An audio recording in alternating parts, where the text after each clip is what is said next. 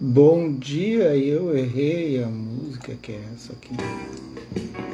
Bom dia, Despertando com Dharma, dia 22, segunda-feira, e tem uma mariposa enorme, desse tamanho da minha mão, voando aqui na minha frente. Bom dia, Silvia, bom dia, Aline, tudo bem? Oi, Mauro, bom dia. Oi, Ana, tudo bem, Ana Tereza? Bom dia, Marisa. Bom dia, Fabiola. Bom dia, Úrsula. Oi, Rúbio. E tem uma mariposa enorme aqui, ó. Ela tá ali me querendo. Bom dia, Andréia.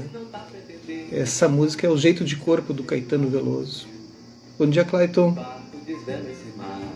Esse disco é o Outras Palavras. Não me digam que eu estou louco. É só um jeito de corpo. Não precisa ninguém me acompanhar. Bom dia, Fernanda, tudo bem? Oi, Rosana. Oi, Laura. Que bom tê-los aqui. Bom dia, Carolina. Muito bem. Acho que agora a mariposa saiu. Uma mariposa enorme, escura, assim, sabe, aquelas cinzas, e aí por dentro era azul. Eu ouvi essa noite que ela fazia barulho aqui na biblioteca, porque a biblioteca ela fica embaixo do nosso quarto, tem uma escada de madeira que leva ao quarto. E eu vi aquele barulho, desci durante a noite para ver o que era, não achei. E era uma mariposa. Agora acho que ela encontrou o caminho. A gente está lendo, então, para os madrugadores aí da manhã, 6:30 da manhã, o pessoal aí, que beleza. Tudo bem, Ariana? Oi, Cris. Então, diz que Deus ajuda quem cedo madruga, né? Esses tempos eu estava pensando sobre essa frase. Você sabe que no budismo a gente diz que todos nós temos o Buda, né? Todos nós podemos despertar, nós temos o aspecto búdico em nós, assim. E todos nós temos como despertar esse estado búdico dentro de nós. Então, um dia desses eu, trabalhando a Vipassana, que é a gente observar alguma coisa e tentar achar o sentido nela, eu peguei a frase, Deus ajuda quem cedo madruga, né? E cheguei à seguinte conclusão, não sei se vocês vão concordar. Bom dia, Gorete, bom dia, Jaque. Essa frase significa que Deus ajuda quem cedo madruga, que esse Buda desperta quando a gente desperta, entendeu? Não é quem cedo madruga, ou Deus madruga, porque tem um Deus dentro de nós, tem um Jesus dentro de nós, tem um estado búdico, tem a semente do despertar, porque Jesus foi um que despertou, essas pessoas despertaram. Então essa frase para mim significa que a gente vai conseguir achar esse despertar, esse madrugar, né? Quando a gente observar o nosso estado búdico. Nós estamos lendo então A Arte da Felicidade, um manual para a vida, uma compilação do Howard Cutler, um psiquiatra, que compilou as falas do Dalai Lama, certo? E aí nós estamos já na página 146, na terceira parte do livro, que é a transformação do sofrimento.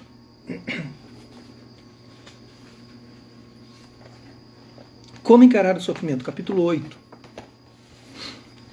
Ele vai contar uma historinha agora, uma história bem clássica no budismo. Na época do Buda, uma mulher chamada Kisagotami sofreu a morte do seu filho único. Era um bebê. Sem conseguir aceitar o fato, ela corria de um a outro, em busca de um remédio que restaurasse a vida da criança. Dizia-se que o Buda teria esse medicamento. Kisagotami foi ao Buda, fez-lhe reverência e apresentou o seu pedido. O Buda pode fazer um remédio que recupere meu filho? Sei da existência desse remédio, respondeu o Buda. Mas para fazê-lo preciso ter certos ingredientes. Quais são os ingredientes necessários? Perguntou a mulher aliviada. Traga-me um punhado de sementes de mostarda, disse o Buda. A mulher prometeu obter o ingrediente para ele, mas quando ela estava saindo, o Buda acrescentou um detalhe.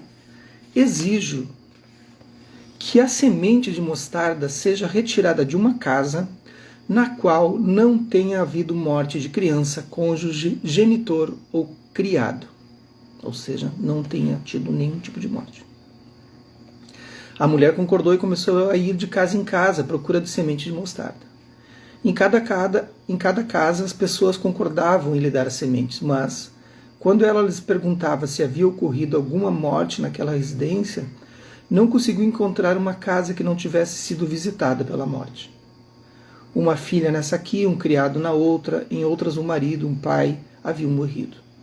Kissa Gotami não conseguiu encontrar um lar que fosse imune ao sofrimento da morte. Vendo que não estava só na sua dor, a mãe desapegou-se do corpo inerte do filho e voltou ao Buda, que disse com enorme compaixão: Você acha que só você tinha perdido um filho? A lei da morte consiste em não haver permanência entre todas as criaturas vivas. É muito bonito, né? No filme do Mestre Dogen tem uma cena dessas. Um filme muito bacana de se ver. A história do Mestre Dogen, D-O-G-N, que é o fundador da escola Soto Zen, a qual eu pertenço, né? Do budismo Zen. Muito bonito. Daí depois ela larga o filho no rio e faz as preces. A história é um pouco mais longa, assim, né? Tá bem bacana. E tá muito atual, né? Se a gente olhar assim hoje, com esse olhar de compaixão, né? Quem não sofreu uma perda? A procura de Kissa Gotami ensinou-lhe que ninguém vive sem estar exposto ao sofrimento e à perda. Ela não havia sido escolhida especificamente para aquela terrível desgraça. Essa constatação não eliminou o inevitável sofrimento que deriva da perda, mas sem dúvida reduziu o sofrimento resultante da revolta contra essa triste realidade da vida. Embora a dor e o sofrimento sejam fenômenos humanos universais, isso não quer dizer que seja fácil a tarefa de aceitá-los. Os seres humanos criaram um vasto repertório de estratégias para evitar a necessidade de passar pelo sofrimento. Às vezes recorremos a meios externos, tais como os produtos químicos, amortecendo e medicando nossa dor emocional com drogas ou álcool. Dispomos também de uma coleção de mecanismos internos, defesas psicológicas, muitas vezes inconscientes, que nos protegem, impedindo que sintamos um excesso de angústia e dor emocional quando deparamos com problemas. Ocasionalmente, esses mecanismos de defesa podem ser totalmente primitivos, como a simples recusa a admitir que exista um problema. Outras vezes, podemos reconhecer vagamente que temos um problema, mas mergulhamos num milhão de distrações ou divertimentos para evitar pensar no assunto. É o negacionismo, né? Que está acontecendo agora também. Muita gente nega, né, a existência do vírus, e é uma forma também de se defender psicologicamente, eu acredito. Alguns por ignorância, assim, né, por ignorar o todo, né, e outros por negacionismo mesmo, por tentar se proteger. Alguns agem, as pessoas agem das mais diversas formas, né? É do ser humano, não adianta. Ou poderíamos ainda recorrer à projeção, incapazes de aceitar que temos um problema. Projetamos a questão inconscientemente nos outros e os culpamos pelo nosso sofrimento. Estou péssimo, mas não sou eu quem está com o problema, é outra pessoa. Se não fosse aquele maldito chefe me atormentando o tempo todo, ou meu sócio me ignorando, tudo estaria bem. O sofrimento pode ser evitado temporariamente. No entanto, como uma doença que se deixa sem tratamento, ou talvez que seja tratada superficialmente, com medicamentos que apenas mascaram os sintomas, mas não curam a condição original, o mal invariavelmente supura e se agrava. A euforia causada pelas drogas ou pelo álcool, sem dúvida, alivia nossa dor por um tempo, mas, com o uso contínuo, os danos físicos que atingem nosso corpo e o dano social às nossas vidas podem resultar em sofrimento muito maior do que a insatisfação difusa ou aguda, dor emocional que nos levará a essas substâncias para começar. Então, um psiquiatra dizendo isso, né? Para cuidar com os medicamentos é sensacional, uma visão aberta, né? As defesas psicológicas internas, como a negação ou a repressão, podem atuar como um escudo e nos proteger da sensação de dor por um período um pouco maior, mas mesmo assim elas não fazem com que o sofrimento desapareça. Randall perdeu o pai com câncer há pouco mais de um ano. Era muito amigo do pai, e na época todos ficaram surpresos ao ver que ele aceitou bem a morte. É claro que estou triste, explicava ele, com estoicismo na voz, mas no fundo estou bem. Vou sentir falta dele, mas a vida continua. E seja como for, agora não posso me concentrar na falta que ele me faz. Preciso organizar o enterro, me encarregar do espólio para minha mãe. Mas vai dar tudo certo, dizia ele, em tom tranquilizador. Um ano mais tarde, porém, pouco depois de se completar um ano da morte do pai, Randall começou a mergulhar em espiral numa grave depressão. Isso acontece, né, gente? Simplesmente não consigo entender o que está causando essa depressão, explicou-me quando veio me ver. Tudo parece estar indo bem nesse exato momento. Não pode ser a morte do meu pai. Ele morreu há mais de um ano e eu já aceitei sua morte. A gente não pode deixar nada passar nessa vida assim, sem sofrer o luto das coisas, sem curtir o luto das coisas. Né? Porque uma hora ela volta, assim, volta mesmo. Com pouquíssima terapia, no entanto, tornou-se claro que no esforço de manter as emoções sob rigoroso controle, a fim de ser forte, ele nunca havia lidado plenamente com seus sentimentos de perdedor. Esses sentimentos continuaram a crescer até que finalmente se manifestaram como uma depressão arrasadora, a qual ele se viu forçado a dar atenção. No caso de Randall, sua depressão desapareceu com bastante rapidez, à medida que concentramos a atenção na dor e nos sentimentos de perda, e que ele pôde encarar e vivenciar sua dor plenamente. Às vezes, porém, nossas estratégias inconscientes no sentido de evitar encarar nossos problemas são mais arraigadas. São mecanismos de defesa profundamente estranhados que podem se incorporar à nossa personalidade e que são difíceis de extrair. A maioria de nós tem um amigo, conhecido ou parente, por exemplo, que evita problemas projetando-os nos outros e atribuindo a culpa deles, acusando os outros de defeito que na realidade pertencem a ele. Esse é sem dúvida um método eficaz para eliminar problemas, e muitos desses indivíduos estão condenados a toda uma vida de infelicidade, enquanto continuarem seguindo esse padrão de comportamento. O Dalai Lama explicou em detalhe sua abordagem ao sofrimento humano, uma abordagem que, em última análise, inclui uma crença na possibilidade de nos libertarmos do sofrimento, mas que parte da aceitação do sofrimento como um fato natural da existência humana, aliada à coragem de encarar nossos problemas de frente. Eu vou fazer uma pausa aqui e vou falar de uma pessoa que está aqui na live hoje, e ela tem acompanhado,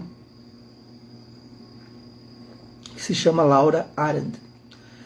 E ela algum tempo atrás, eu vou falar porque ela tem no Face dela, não sei se no Instagram ela faz isso também, mas ela teve uma paralisia, um AVC, alguma coisa assim, uma pessoa conhecida nossa, né, de encontros holísticos assim, que a gente já teve. E eu a conheci antes disso, alguns anos atrás, acho que 2 anos, né, Laura? Não sei se tu vai conseguir digitar. E a Laura, então, teve esse AVC. Teve problemas na fala, teve problemas na parte motora fina. E é inacreditável a recuperação dela, a força, a coragem dessa pessoa, desse ser maravilhoso que é a Laura. E ela posta quase que todos os dias no Face assim, coisas simples do dia a dia, como por exemplo a última que eu vi, pelo menos, era ela tentando colocar o cadarço, né, no tênis, que para nós, né, que está com a coordenação fina tranquila, rapidinho, ela toda a atenção plena e a vitória de conseguir acertar aquilo, a consciência daquilo e toda a determinação, a força da Laura, assim, é algo sensacional, assim, algo de emocionar qualquer um que assista. E ela não faz aquilo para sentir pena dela, nada disso. Ela diz, gente, olhem, ela mesmo diz, olhem, ela faz assim, né? Olhem a minha vitória, porque ela está conseguindo. Isso é uma baita vitória. Isso é encarar a vida assim. Teve um problema seríssimo, gravíssimo, né? Que interrompeu toda uma vida que tinha ativa. A gente se encontrava no Pedra de Mim, né, Laura? E fizemos coisas juntos lá. Eu me emociono, porque é muito bonito, assim. Eu não sei se todos nós teremos a força que ela tem dentro desse contexto que ele está falando aqui. Tem indivíduos que estão condenados, ali está a Laura, que estão condenados à infelicidade. E a Laura não ficou presa àquilo, a própria fala, ela lendo e rindo dela mesmo, rindo dela quando ela fala uma palavra, e ela esquece as palavras, ela não lembra mais o que significa cada coisa, né? E ela ri, porque ela dá o nome que ela quer dar, né? E é maravilhoso de ver. Claro que ela deve ter os problemas de baixa, assim, né? Mas isso, né, deve ser normal. Mas ela tá lá, e se divertindo e trazendo um pouco de diversão para aquilo que ela está fazendo. Um simples colocar um cadarço no tênis.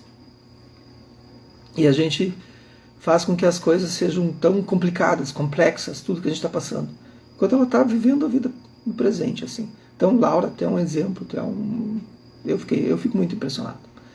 Não sei se eu teria toda essa força, assim. Acho que muitos de nós não teriam. Muito bem. Então, Laura Arendt, sigam-na e vocês verão a guerreira. No dia a dia, tem muitas pessoas por aí que são assim. A Laura é um exemplo disso. No dia a dia da nossa vida, as situações difíceis fatalmente irão acontecer. Acontecem. Os maiores problemas na nossa vida são aqueles que inevitavelmente somos forçados a enfrentar, como a velhice, a doença e a morte. Procurar evitar nossos problemas ou simplesmente não pensar neles pode proporcionar um alívio temporário. Mas, na minha opinião, há uma abordagem melhor. Se enfrentarmos diretamente nosso sofrimento, estaremos em melhor posição para apreciar a profundidade do problema e sua natureza. Na guerra, enquanto permanecermos na ignorância do status e da capacidade bélica do inimigo, estaremos totalmente despreparados e paralisados pelo medo. Porém, se conhecermos a capacidade bélica do inimigo, que tipos de armas ele possui e assim por diante, nesse caso estaremos em posição muito melhor quando travarmos combate. Da mesma forma, se enfrentarmos nossos problemas em vez de evitá-los, estaremos em melhor posição para lidar com eles. Esse modo de enfocar nossos problemas era nitidamente irrazoável, mas eu quis aprofundar um pouco mais a questão.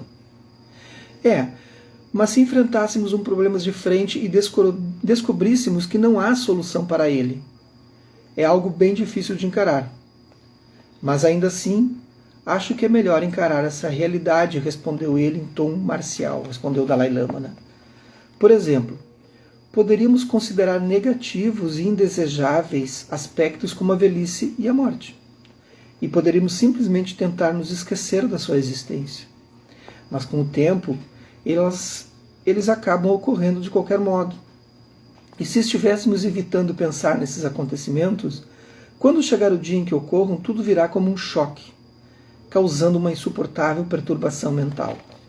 No entanto, se dedicarmos algum tempo a pensar na velhice, na morte e em outras tristezas, nossa mente estará muito mais estável quando elas surgirem, já que estaremos familiarizados com esses problemas e tipos de sofrimento e teremos previsto que ocorreriam. No budismo Vajrayana, que é o que pertence ao Dalai tibetano, né, tem uma prática de POA, que é P-O-W-A, né, que se pratica e que se faz iniciação a POA, então, para essa questão da morte. Né? É por isso que acredito que possa ser útil uma preparação antecipada através da familiarização com os tipos de sofrimento que poderíamos enfrentar. O tibetano ele se prepara para tudo, assim, né? Tudo que vai acontecer. Para que a gente está com a mente consciente assim, na hora de qualquer situação. Né? Então eles têm uma preparação super intensa. Voltando a usar a analogia do combate, refletir sobre o sofrimento pode ser encarado como um exercício militar. Pessoas que nunca ouviram falar em guerra, armas, bombardeios e similares poderiam desmaiar se precisassem travar um combate. No entanto, através do treinamento militar, a mente poderia se familiarizar com o que pudesse ocorrer, de modo que se eclodisse uma guerra, não seria tão difícil encará-la. Bem, dá para entender como a familiarização com os tipos de sofrimento que poderíamos enfrentar teria algum valor na redução do medo e da apreensão. Mas ainda me parece que certos dilemas não apresentam nenhuma opção, além da possibilidade do sofrimento. Como podemos evitar a preocupação nessas circunstâncias? Aí o Dalai Lama pergunta, um dilema como o que, por exemplo? Parei para refletir um pouco. Bem, digamos que uma mulher esteja grávida e que um exame de líquido amniótico ou ultrassonografia revele que a criança terá um grave problema de defeito de nascença. Descobrem que a criança terá alguma deficiência mental ou física de extrema gravidade. Portanto, é óbvio que a mulher seja tomada pela ansiedade por não saber o que fazer. Ela pode resolver agir diante da situação e fazer um aborto. Nesse caso, ela pode passar por um sentimento de enorme perda e dor. Talvez tenha outros sentimentos, como a culpa. Ou ainda ela pode optar por deixar a natureza seguir seu curso e ter o bebê. Nesse caso, porém, ela pode ter de encarar toda uma vida de dificuldades e sofrimento para a criança e para si mesma. É uma situação horrível, né? O Dalai Lama ouvia atentamente enquanto eu falava. Se abordarmos esses problemas a partir da perspectiva ocidental da budista, esses tipos de dilemas são extremamente difíceis, respondeu ele num tom melancólico. Nesse seu exemplo sobre a decisão de abortar o feto com um problema genético, ninguém sabe no fundo o que seria melhor a longo prazo. Mesmo que uma criança nasça com uma deficiência, talvez a longo prazo isso seja melhor para a mãe, para a família ou para a própria criança. Mas existe também a possibilidade de que, levando-se em conta as consequências futuras, talvez fosse melhor abortar. Talvez essa solução fosse mais positiva no final das contas. Enfim, quem decide? É muito difícil, mesmo do ponto de vista do budismo. Esse tipo de decisão fica além da nossa capacidade racional. Ele fez uma pausa e acrescentou: na minha opinião, porém, a formação e as crenças da pessoa teriam um papel no modo pelo qual cada indivíduo poderia reagir a esse tipo de situação complicada. Ficamos algum tempo sentados em silêncio, afinal ele falou, abanando a cabeça. Quando refletimos sobre os tipos de sofrimento aos quais estamos sujeitos, podemos nos preparar mentalmente para esses fatos com antecedência, até certo ponto, relembrando-nos de que podemos deparar com esses tipos de dilema na nossa vida. Podemos, portanto, nos preparar em termos mentais. Não deveríamos, entretanto, ignorar o fato de que essa atitude não ameniza a situação. Ela pode nos ajudar a lidar mentalmente com a situação, a reduzir o medo e assim por diante. Mas não ameniza o problema em si. Por exemplo, se vai nascer uma criança com um defeito congênito, por mais que se tenha pensado sobre isso com antecedência, ainda assim é preciso descobrir uma forma de lidar com a situação. E isso continua sendo difícil. Enquanto ele dizia essas palavras, e uma nota de tristeza na sua voz. Mais do que uma nota, talvez um acorde, mas a melodia de que acompanhava não era de desesperança. Por um minuto inteiro, o Dalai Lama permaneceu mais uma vez calado, olhando pela janela como se dali estivesse contemplando o mundo inteiro. Depois prosseguiu. Não há como evitar o fato de que o sofrimento faz parte da vida. E, naturalmente, temos uma tendência a não apreciar nosso sofrimento e nossos problemas. Creio, porém, que, em geral, as pessoas não consideram que a própria natureza da nossa existência seja caracterizada pelo sofrimento. De repente, o Dalai Lama começou a rir. Ou seja, no dia do nosso aniversário, as pessoas costumam dizer Feliz Aniversário, quando na realidade o dia do nosso nascimento foi o dia do nascimento do sofrimento. Só que ninguém diz Feliz Dia do Nascimento do Sofrimento, comentou ele em tom de brincadeira. Ao aceitar que o sofrimento faz parte da nossa existência diária, poderíamos começar pelo exame dos fatores que normalmente fazem surgir sentimentos de insatisfação e infelicidade mental. Em geral, por exemplo, nós nos sentimos felizes se nós mesmos ou pessoas que nos são chegadas recebemos elogios, temos acesso à fama, à fortuna e outras coisas agradáveis. E nos sentimos infelizes e insatisfeitos se não obtemos esses sinais de sucesso ou se eles vão para as mãos de algum rival nosso. Se observarmos o dia a dia de uma vida normal, porém com frequência, descobrimos que são inúmeros os fatores e condições que causam dor, sofrimento e sentimento de insatisfação, ao passo que as condições que fazem surgir a alegria e a felicidade são raras em comparação. Temos de passar por isso, quer gostemos, quer não. E como essa é a realidade da nossa existência, talvez precisemos modificar nossa atitude diante do sofrimento. Nossa atitude diante do sofrimento passa a ser muito importante, porque ela pode afetar nosso modo de lidar com o sofrimento quando ele surgir. Ora, nossa atitude habitual consiste numa intensa aversão e intolerância à nossa dor e sofrimento. Entretanto, se pudermos transformar nossa atitude diante do sofrimento, adotar uma postura que nos permita uma maior tolerância quanto a ele Isso poderá ajudar em muito a neutralizar sentimentos de infelicidade, insatisfação e desgosto. Vamos parar por aqui. Mas é isso. Alguém comentou, às vezes o tema desse livro é um pouco pesado. Eu achei que ia falar só de felicidade. É pesado algumas partes, né? Porque a gente ignora que para chegar na felicidade tem um caminho de pedra. Né? Então, às vezes é difícil ler, né, essas partes assim, um pouco mais densas, assim, mas é a realidade, é isso mesmo, é isso aí. E aí ele termina ali que é uma posição da nossa mente. Então, posicionem a mente de vocês hoje, segunda-feira. Vamos botar uma musiquinha. Hoje é segunda, começando com Jeito de Corpo, do Caetano Veloso. Vamos começar com uma boa energia, a nossa segunda-feira. É só um jeito de corpo. Tá bem? Então que a nossa semana comece super bem. E vamos para o mundo, vamos ganhar a vida, pegar a vida pelas rédeas. Ok? Que os méritos desse nosso encontro e dessa nossa prática se expandam e toquem a todos. E que nós possamos nos tornar um caminho iluminado. E até amanhã.